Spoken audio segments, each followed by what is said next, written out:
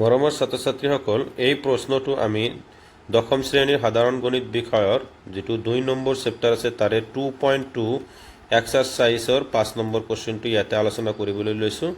So আশা কৰিছোঁ তোমালোকে এই প্ৰশ্নটো ভালদৰে বুজি পাবা আৰু এনসাৰবিলাক কৰিব পাৰিবা। সো যেহেতু কিতাপখনত প্ৰশ্নটোত অবজেক্ট মাল্টিপল চইচ আছিল, তাৰে কিছুমান অপশ্যন দিয়া আছিল, কিন্তু মই ইয়াতে অপশ্যনবিলাক লোৱা নাই। তাৰে এটা কাৰণ হ'ল প্ৰশ্নটো কেতিয়াবা 4 মাৰ্কৰ আহিব পাৰে, কেতিয়াবা 1 মাৰ্কৰো আহিব পাৰে, নাইবা 3 মাৰ্কৰো আহিব পাৰে। গতিকে সেই হিচাপতে মই প্ৰশ্নটো ডিসক্ৰিপটিভ টাইপ কৰি লৈছোঁ, যদি তোমালোকে দুয়োফালে চাবা। সো প্ৰশ্নটো যদি আমি সলভ কৰিবলৈ যাওঁ তেনেহ'লে অলপমান কনসেপ্টৰ কথা ইয়াতে আছে, কনসেপ্টখিনি তোমালোকে জানিব লাগিব। সো প্ৰশ্নটো ফাৰ্ষ্ট আমি পঢ়ি লওঁ। যদি কি দিয়া আছে a মাইনাছ বি এ আৰু a প্লাছ বি বহুপদ ৰাখি পি এক্সৰ কি হয় x cube minus 3x square minus 6x plus 8ৰ শূন্য হয়। সো এই তিনিটা কি দিয়া আছে আমাৰ a মাইনাছ বি এ আৰু আছিল a প্লাছ বি, এই তিনিটা শূন্য হয়, এই পি এক্সৰ এটা তিনিটা শূন্য হয়, তেন্তে a আৰু বিৰ মান আমি উলিয়াব লাগিব। সো যেহেতু এটা ত্ৰিঘাত বহুপদ হয়, গতিকে ইয়াৰ কাৰণে আমি জানিব লাগিব যে আমি এটা ফৰ্মুলা পাইছিলোঁ, ফৰ্মুলাটো চাবা তোমালোকে। সো আমি এনেকুৱা ধৰণৰ পাইছিলোঁ actually ax cube plus b x square plus c x plus d, এনেকুৱা ধৰণৰ যদি কি হয় আমাৰ ত্ৰিঘাত বহুপদ হয়, তেনেহ'লে তাৰ তিনিটা শূন্য থাকিব, কাৰণ যেহেতু এইটো ত্ৰিমাত্ৰাৰ এটা বহুপদ ৰাশি হয়, গতিকে ইয়াত তিনিটা শূন্য থাকিব।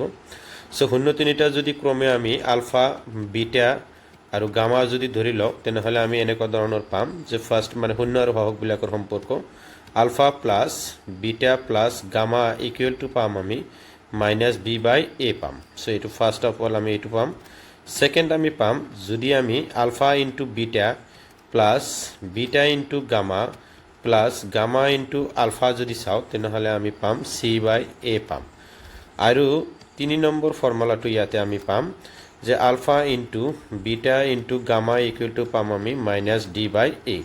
সো এই কথাখিনি তোমালোকে জানিব লাগিব, যিকোনো ত্ৰিঘাত বহুপদৰ যিকোনো ধৰণৰ সমাধানৰ কাৰণে এই ফৰ্মুলাখিনি তোমালোকে 100% জানিব লাগিব। সো তাৰপিছতহে তোমালোকে বস্তুবিলাক ইজিভাৱে কৰিব পাৰিবা। সো আহাচোন আমি এতিয়া সলভ কৰোঁ। এইখিনি তোমালোকে নিশ্চয় নোট ডাউন কৰিছা বা স্ক্ৰীনশ্বট এটা লৈ ল'বা। যদি আমি চাওঁ তেনেহ'লে চোৱা, এতিয়া যদি আমি ইয়াৰ যদি সমাধান বিচাৰোঁ তেনেহ'লে সমাধানটো চাম। আমি ইয়াতে দিয়া আছে পি এক্স ইকুৱেল টু দিয়া আছে আমাৰ পি এক্স হ'ল আমাৰ x to the power 3 minus 3x square minus 6x plus কিমান দিয়া আছে 8 আছে। সো ইয়াত যদি চাওঁ আমি তেনেহ'লে a ইকুৱেল টু 1 আছে, and b equal to minus 3, and c equal to minus 6, and then d equal to আছে 8 আছে। সো যদি ফাৰ্ষ্ট ফৰ্মুলাটো যদি আমি লাগাওঁ, অৰ্থাৎ alpha plus beta plus gamma equal to আমি কিমান পাম মাইনাছ বি বাই এ পাম।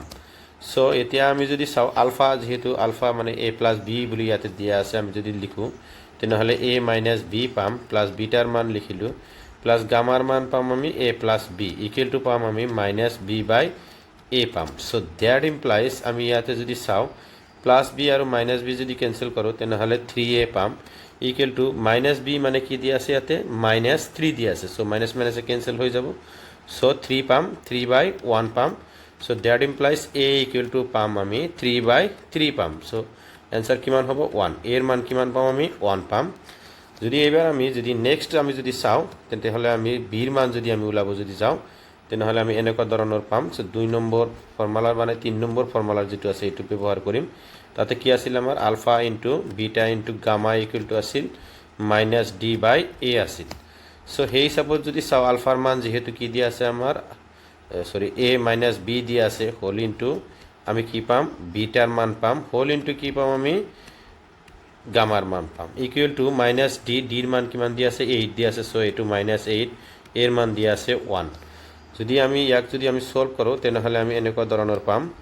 তোমালোকে অলপ ভালদৰে লক্ষ্য কৰিলে ইয়াতে দেখা পাবা, ইয়াতে এনেকুৱা ধৰণৰ এটা বস্তু পাবা যে চোৱা alpha minus a minus b আৰু এ প্লাছ বি আছে। ডেট মিনছ আমি কি পাম আমি a square minus B square whole into কিমান পাম এ পাম ইকুৱেল টু কিমান পাম মাইনাছ 8।